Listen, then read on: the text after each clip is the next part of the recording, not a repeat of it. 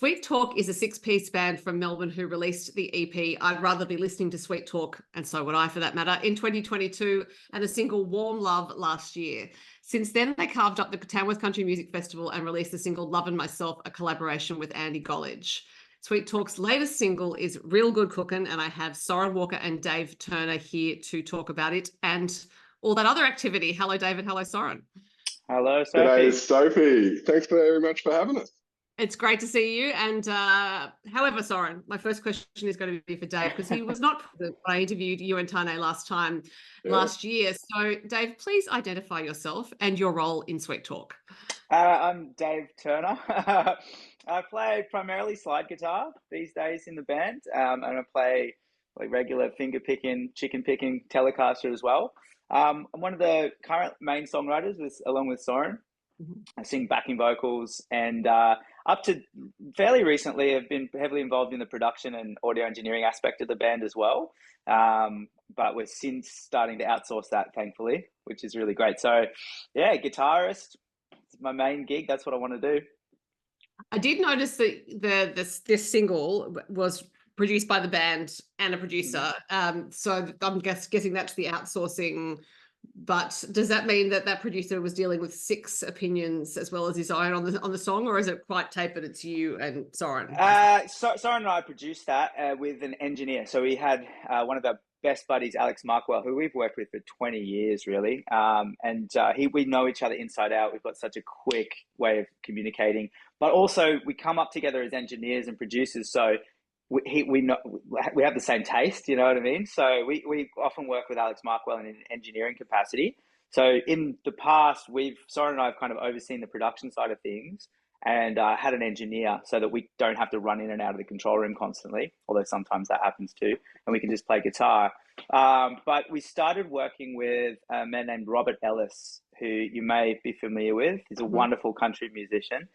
He's produced a single for us at the end of last year, which we haven't released yet, but we're about to go in and do an album with him in 2 months. So Robert's role will be proper producer. We've got Alex Markwell engineering, and then Soren and I get to be songwriters and guitar players and just focus on that craft, which is wonderful because it's such a separate headspace that you're in when you're doing that kind of creative stuff. And just being able to just focus on our key role, like we do when we play live, is going to be fantastic. Well, that is the new news that you're about to record an album. I had not heard that before, so exclusive. But given that Tane and Soren are brothers, Dave, do you ever feel like they're ganging up on you or the rest of the band? No, I don't. Soren and I have been best mates for 20 years as well, so maybe it's you and Soren ganging up on the rest of the band. Longer than 20 years, 25 years, I want to say. Yeah, mate. So I feel like, so that's a lifetime, right? So we started this band, together before we enlisted any of the other fellas in the band. Really, we had a different incarnation of it, and we kind of worked through that, and that didn't work out. We built another band, but we've done country acts before. We've done other variations of this band, and so I guess from an ideation perspective, it was our vision that kind of drove this project into reality. And as we progressed and developed more camaraderie with the guys, and we've been on the road now for 2 years with them heavily, it's starting to become much more of like, it's now a gang. But I would say that we've had a fairly strong hand in guiding that up to this point. So if anything, I'd say it's, me and Soren ganging up on everyone else, to be perfectly honest with you. Yeah. And Soren, when you met Dave, was it an immediate musical connection, or was it just, hey, this is a great guy to hang out with, and then you discovered that you were both musicians? It was a massive part of it. Dave was one of the most interesting human beings I'd ever met at the time, which I think was in about year 10, was it, mate? Or yeah, something like that. So, but yeah, I do remember the musical connection was instant, and I learned a lot from Dave back then, and I'm sure it was reciprocated. But yeah, the music has always been a huge cornerstone of our friendship. I just think it's such a lovely thing, actually, that you connected at school, and all these years later, it's not just that you're still friends, but that you still have so much in common, because as we all get older and move away from school and do different things in our lives, those interests can really diverge, but clearly you're both passionate about music. I reckon if anything, we've become like more aligned as we've gotten older, which is bizarre, I suppose, for a lot of people. But like when we were younger, we were into different types of music, and I would say we still are into different types of music, but we always had like the blues in common. You know, like my uncle's a Delta blues player, and Soren was heavily into Chicago blues and stuff, and Texan blues, and so we kind of always had that interest. Even though like I was more into probably metal, and Soren was more into kind of like more punk and reggae stuff. But like as we kind of got older, and we kind of, you know, you go out of your teens and you start really diving further back into the catalog. It was always about sharing records and like, oh, have you heard this and have you heard that, and throwing ideas backwards and forwards. And you know, there's always been the collaborative nature. Even if we haven't been in bands together, there's been stretches of time where we haven't been. We've always been collaborating in some way, in a production sense or co-writing or something like that. And I suppose it was COVID where we were just like, look, should we just give it one last crack? Like to do us, you know, because we've produced other people's stuff. We've been in other people's bands. We've been sidemen for other people a lot of the time. But it's like, what about if we just put everything into doing us and just do exactly what we want to do instead of, you know, maybe like compromising for somebody else's vision. And that's the first, then this is it. And for some reason, it seems to be tickling something that people want to hear. Well, maybe it's that point of almost giving up, right? Like let's just one last roll of the dice, and there's a certain amount of freedom in that surrender, for lack of a better term. For sure. Yeah, I think so. I think it's not so much as of one last roll of the dice as, and we say this a bit, and it's part of the ethos of the band, is we'd do this anyway. If people were listening or they weren't, we honestly would be doing this anyway because we love. It's what we'd be, you know, it's what we love to do. So I think, and there's something about when you give yourself over to that idea that people are attracted to. They can sort of sense when someone's given themselves over and they do it anyway. There's something really attractive about that, I think, and hopefully that's what's coming across from us. Yeah. I think, you know, because we're so committed too, and that's like kind of what we demanded of the people that we collaborated with. I think for many projects Soren and I have been in, we've been like either the primary driving force or one of the other primary driving forces. And often the times you feel like you have to drag people along with you. It's really difficult to find really skilled musicians who are really passionate about music, who are also willing and able to have the work ethic to make something successful. And that you like to hang out with. Yeah. That you can be in a van, you know, for weeks at a time with. We've stumbled upon that with this group, which is just phenomenal. It's a great feeling to have, and everyone's pulling in the same direction and working hard and committing. And it's great. When you were talking about your friendship, I was thinking the thing that popped into my head was that you two have sort of been riding the same currents for 25 years now. But I think that's translated through to what the band's doing as well, because there is really that sense in your music that you're all having a really great time. And there is a certain way the music sounds and flows, regardless of which song it is, that just feels like it's in these beautiful currents. So that's just an observation more than anything. I love that. Yeah, we like to say, you know, it takes a lot of work to sound that effortless, you know. But at the end of the day, it's about, you know, working something up really hard, working hard on it, and then just letting it flow. So I think that's definitely part of it. Yeah, and obviously, but we do. Sorry, go on, Soren. I was just going to say, we do just love being in a room together. Like even last night, it was a rainy, cold Melbourne Monday night, and we're out in the jam room rehearsing. We do it every single week. We're committed to it. We think it's a big part of our sound. So yeah, it's just, I think we really enjoy each other's company, which is a big bonus. And we made some magic last night too, and that's a pretty common feeling. You know, we get together once a week to write and once a week to rehearse with the boys, and you know, it's never wasted time. Right. There's always something comes out of it. And last night we've worked up a new song that we're pretty happy with. When you do the rehearsal part of it, so when you're with the boys, does that occasionally turn into writing, in that something might come out of it together and you think, okay, this is something? If it does, do you then wait and take it to a writing session, or do you work it up while you're in the room?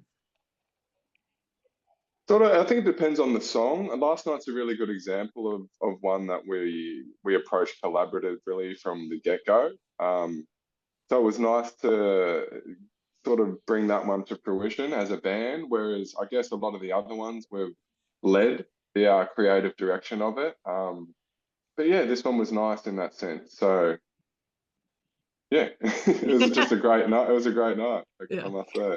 I think one of the things that we've done wrong in the past is with other groups is that perhaps we haven't defined a vision early enough or strong enough, and then through the natural collaborative forces, they kind of pull off into a direction you might not have originally wanted it to go. And so one of the things we were keenly aware of is trying to create the parameters of what we wanted the group to sound like and be very, very specific about that. And so for the first little bit, we were probably doing a lot of the writing because of that, because we're like, this is the structure this is how we want to sound. Now we've fully defined that and people know who we are and we know who we are. It's much more easy to open those doors up to open collaborative sessions because everybody's pulling towards that same vision. So that was really apparent last night to everyone in the room. I think it was really one of the best sessions we've had was last night.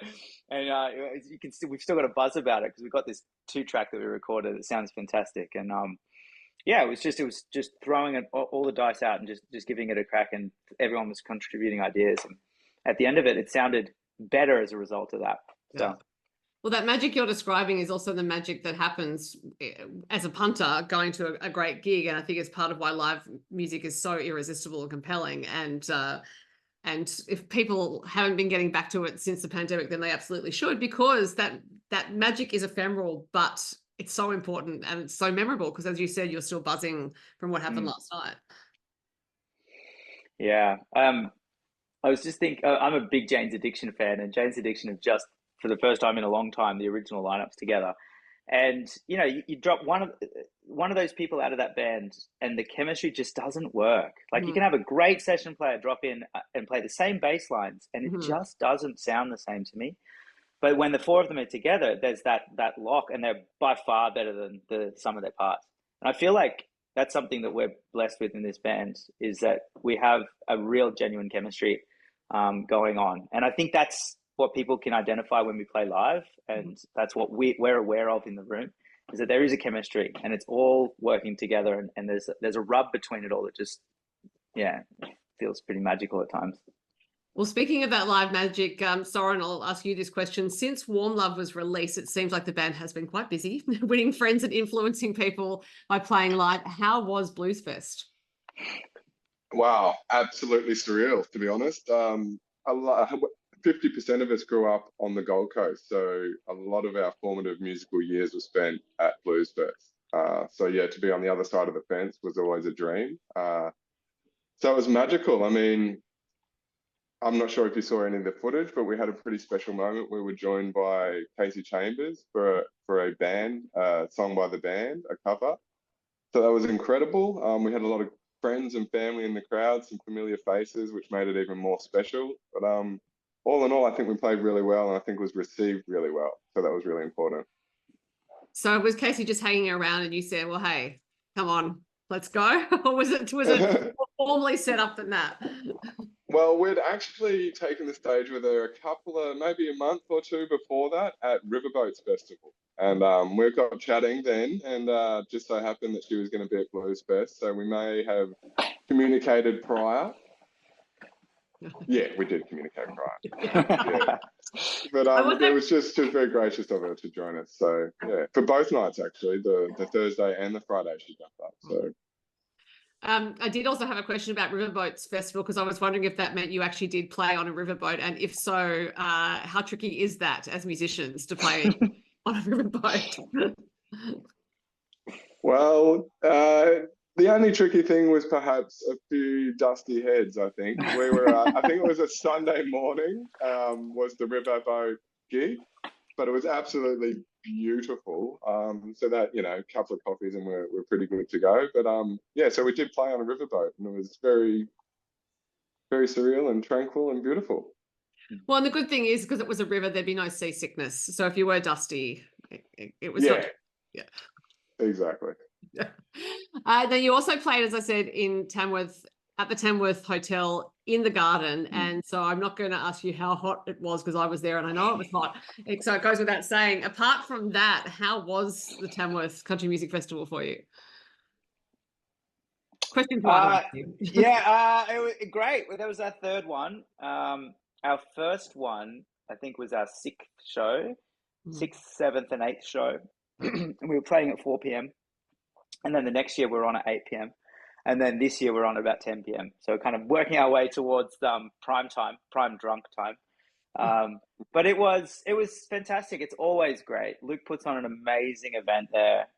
We feel really embraced. I mean, Tamworth we feel really kind of the launching moment for us. We'd never been. We'd always kind of looked to it as sort of a keystone for us. But it was so amazingly surreal to play it.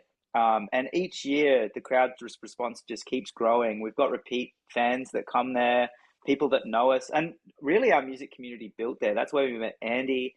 We'd met Kato, but we hadn't really known Caitlin and Harnett and the Pony Boys that well. That's where we met Georgia State Line, who are Melbourneites. That's where we met JB Patterson. So much of our music community that are now like our brothers and sisters in country or Americana music, we met there. So it feels like a real home base for us. And we play to packed crowds every year, and they're just wild shows. So we love it. We'll go anytime.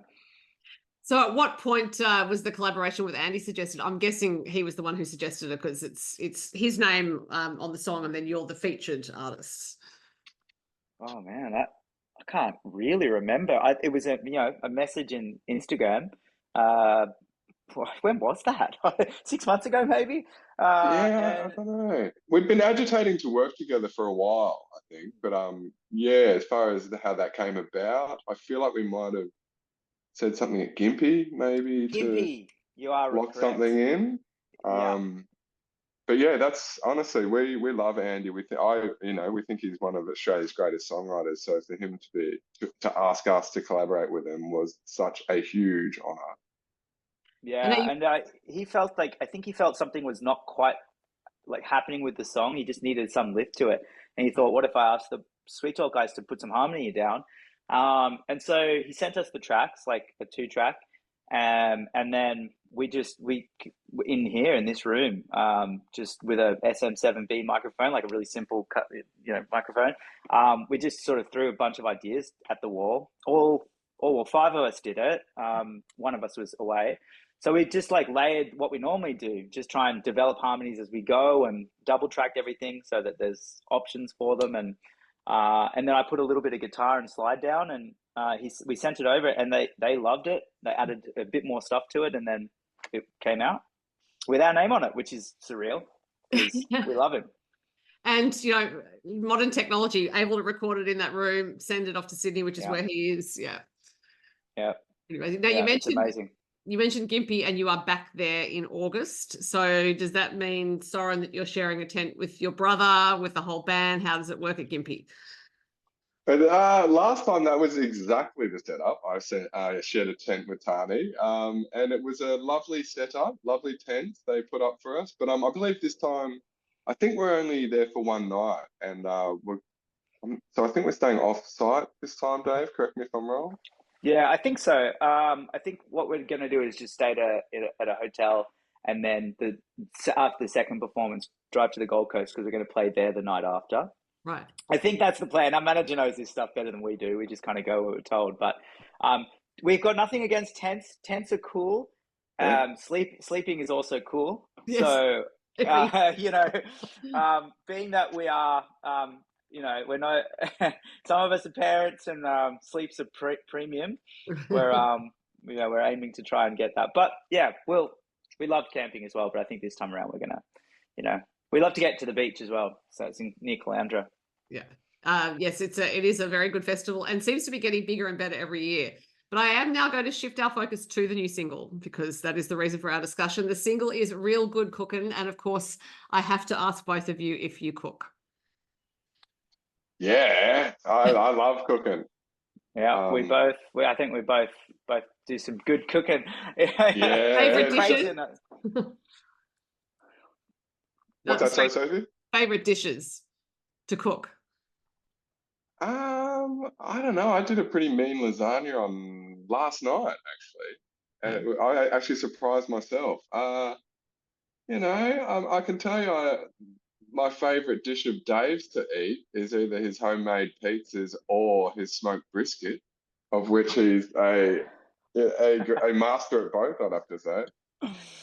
Dave, that's all I can cook. I like my favorite foods. I like margaritas, both kinds. I like the drink. I like the pizza.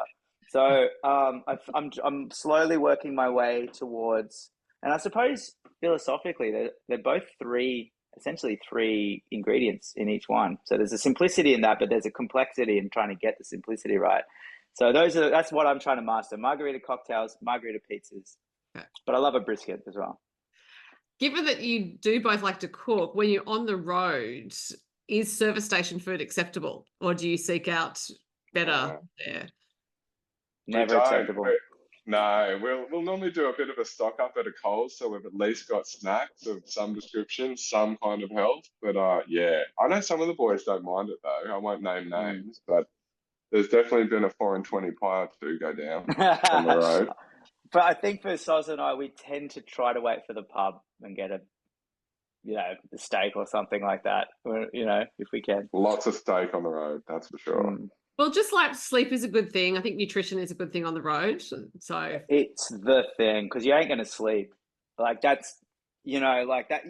You have to be okay with having sleepless nights when you're touring, but you can try to get the nutrition right a bit, Yeah, and yes, bolster yourself with the sleeplessness. Now, for what I understand, Soren, this song first came into being quite a while ago, as in you laid down the initial ideas for it a while ago. Yeah, it was one of the first. It was probably the first riff that would ever become to be part of Sweet Talk, written probably 9 or 10 years ago, when I moved in with Dave. When me and my now wife moved to Melbourne. So yeah, it's been a pretty long journey for this one, hasn't it? It's sort of had a few false starts here and there. And just so happened that last year it came to fruition in the right way, enough so that we thought it was strong enough to be the second single. So yeah, pretty cool song, we think. It's a bit more rocky, some cool riffage in there. But yeah, we love it, and so far so good. It seems to be enjoyed by the people. Yeah, and this is one of those ones that, like, Soren pretty much had the whole musical part of it written, like the riffs, the arrangement was pretty much there. And we'd toyed around with vocal ideas and we'd jammed with various ideas, and then we'd kind of come up with something that we liked. We kind of parked it for whatever reason. I really don't remember why we stopped playing it, but we kind of stopped playing at the beginning of this current incarnation. And just as we were getting ready to go into the studio, we were like, I wonder if we've got anything else that's kind of like a bit more rocky, on the rockier side of things.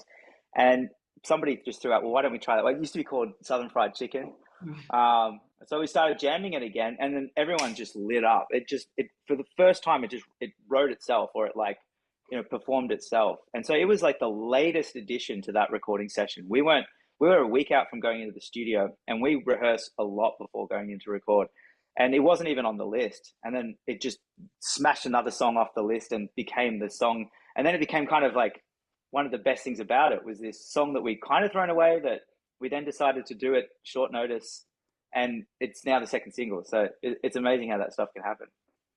Do you tend to, as songwriters, keep yourselves always open to ideas? As you know, this one's from quite a few years ago, and you clearly didn't shut yourself off to it. You let it come back in when the time was right. So do you tend to just note things down, leave them sitting, and rather than throwing them out, ever just see, well, the time may be right for them eventually?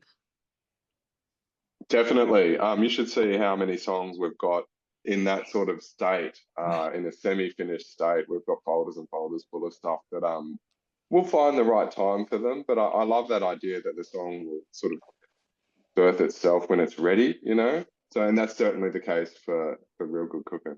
Yeah. Well, I guess if you've done the bedrock work for it, then you've given it the opportunity to show up when the time's right. Yeah, definitely. Yeah. And yeah, hopefully this one is getting showed off. It's a good song, I know. What do you think of it, Sophie?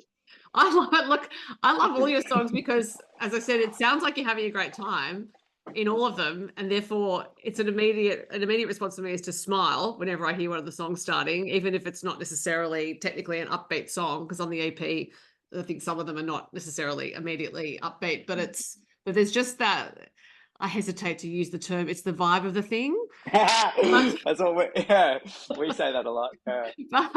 But there is that to it. And so, yeah, there's just that riff at the start of Real Good Cookin' is immediately going to hook a listener in, and then you're off to the races, basically.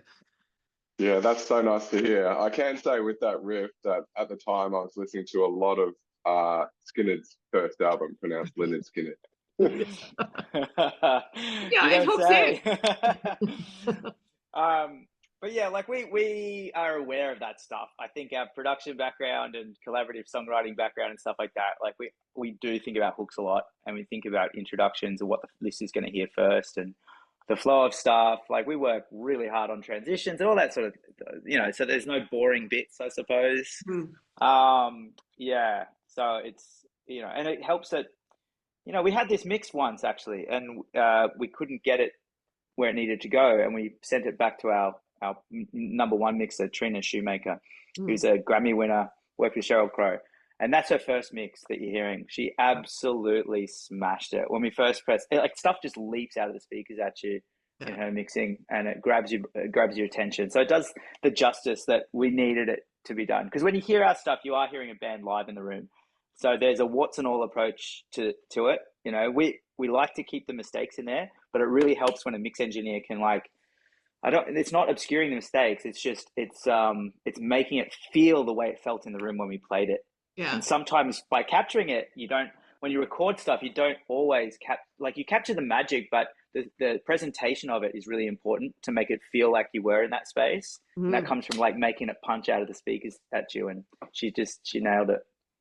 Because for a six-piece band, it's a very clean sound. You know what I mean? So there's no muddiness in that mix, which is obviously down to the mix engineer in part. But also I think what you were just saying, Dave, about thinking about hooks for the listener, the intention of the band is clearly to entertain and to connect with an audience, as opposed to we just want to put out whatever songs come to mind. You're actually thinking very carefully, first of all, about the overall sound of the band, but then how to bring it to the people. And the proof is in these festivals you're getting. It's in all this work that's going on, because I've certainly noticed since I first interviewed Soren and Tane last year that Sweet Talk's just popping up all over the place. And I'm like, well, no surprises there. Not to me anyway. Yeah, I think a lot of cleanliness, I suppose, or separation, or like sonic space is the arrangement. We're always trying to make space for one another. So if somebody's playing the main riff, don't play over them, play something to support them. So that from an arrangement perspective, and that's something we used to consciously do, but after years of playing together, we're starting to notice that it's happening subconsciously. Right. So we'll start jamming, and really, really quickly, like for instance, the song we did last night, it was the second time we played it, and it's starting to click really quickly because we're just listening and making space in really organic ways, which is super exciting. Soren, I'll ask you the last question, and I'm saying last question because I've had you talking for a while and you may wish to do other things. You're heading into the studio to record the album. I'm guessing the songs are already settled on, or are you leaving some room for magic in the studio as well? We're always open to anything. A lot of the we think we've got roughly 15 songs that we're going to be toying with. That'll boil it down to 10, I guess. We'll actually be reapproaching some of the songs from our first demo as well. We really think that some of those songs deserve some new light, some proper production, and hopefully being inserted into different markets that perhaps haven't heard those songs before. But so I think like last night is probably a good example of us leaving the door open to some magic happening late in the game. For my mind, I sort of I thought we had what we needed, but last night has proved me wrong. So that's definitely in the mix now. So yeah, I think we're always open to anything really. Yeah, nothing's hardwired. Well, I'm excited to hear what that album turns out to be whenever it's released into the world. But in the meantime, we have Real Good Cookin'. And Soren, Dave, what an absolute pleasure it has been to talk to you both. Thanks, Sophie. Thank you very much. Anytime. Thank you. Appreciate your time.